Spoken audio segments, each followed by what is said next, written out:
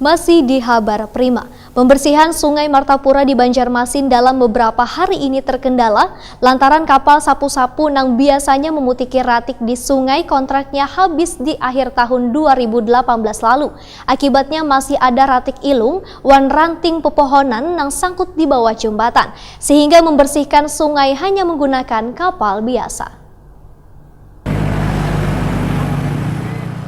Pembersihan Sungai Martapura di Banjarmasin dalam beberapa hari ini terkendala lantaran kapal sapu-sapu yang biasanya memutiki ratik di sungai kontraknya habis di akhir tahun 2018 lalu. Akibatnya masih ada ratik ilung wan ranting pepohonan nang sangkut di bawah jembatan. Kepala Bidang Sungai Dinas PUPR Banjarmasin, Hisbul Watoni, wetakoni Prima TV jelang tengah hari Selasa 22 Januari 2019 memadahkan, belum ada kontrak baru untuk kapal sapu-sapu hingga awal tahun 2019 ini, sehingga membersihkan sungai hanya menggunakan kapal biasa. Sebenarnya penanganan ratik di Sungai Martapura Banjarmasin ini menurut Hisbul Watoni ditangani oleh Balai Sungai Wilayah Kalimantan. Dengan Pemko, konsepnya adalah setengah tahun dianggarkan balai, dan setengah tahun lagi melalui APBD Banjarmasin.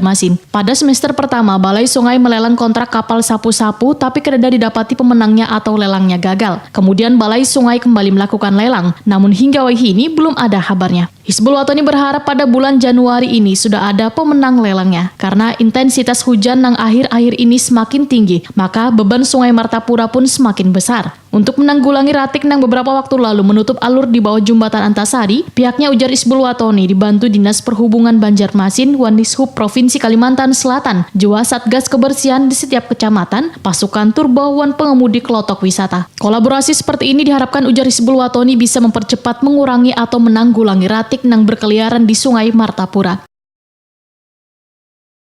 Volumenya sendiri kami nilai itu sudah kurang dibanding di akhir tahun kemarin kan, yang sempat menutup jembatan, menutup semua alur di Sungai Martapura. Karena memang kemarin itu adalah awal-awal musim hujan kan, istilahnya hujan-hujan yang besar, dan banjir yang dikirim ke kita pun memang saat itu lebih besar. Kami kemarin itu memperkirakan kenapa jadi volumenya besar seperti itu, karena banyaknya material-material seperti bambu, paring itu kan, terus batang-batang pohon itu yang sebenarnya membuat Sungai Martapura kita menjadi terpampang, nggak bisa dilalui. Pak, itu asalnya dari mana sebenarnya Pak, sampah-sampah itu Pak? Identifikasi kami kemarin adalah mungkin di sekitar keliling benteng itu mungkin ada aktivitas pembukaan lahan, dan itu pembukaan lahan itu akhirnya kan sampah-sampah yang dibuang ke rai-rai yang ada di sana itu pas saat musim hujan dia dibawa ke sungai kita gitu loh.